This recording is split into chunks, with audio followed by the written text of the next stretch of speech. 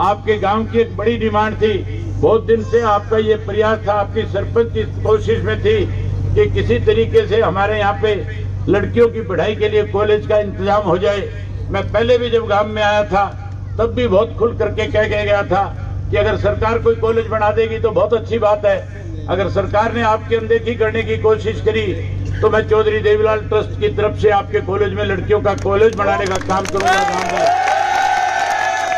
हम कॉलेज बनाएंगे, जहाँ मुख्यमंत्री से इस अपमान का बदला लेंगे वहीं मुख्यमंत्री को इस बात के लिए मजबूर करूंगा कि विधानसभा में बड़ी गांव के लोगों से माफी मांगनी पड़ेगी। जब तक माफी नहीं मांगेगा मुख्यमंत्री को खड़ा नहीं होने दूंगा, मजबूर करके रखूंगा।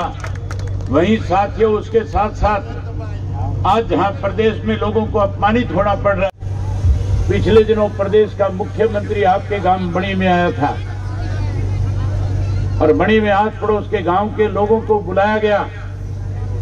प्रचार और प्रसार इस बात का किया गया और कहा गया कि मुख्यमंत्री इलाके के लोगों की समस्याओं को सुनेगा, लोगों की समस्याओं का मौके पर निवारण करेगा, अधिकारियों को आदेश देकर के जाएगा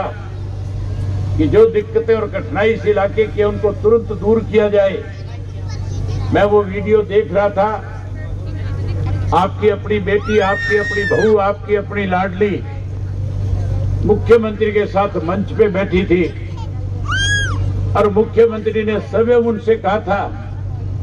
कि आप अपनी गांव की समस्याएं बताएं क्या है।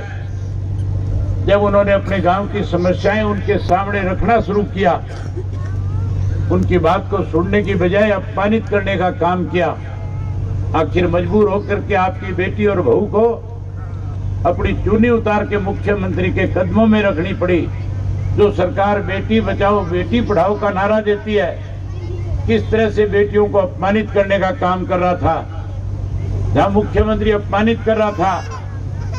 जहां मुख्यमंत्री ये कह रहा था कि आप तो किसी एक राजनीतिक दल से संबंध रखते हो,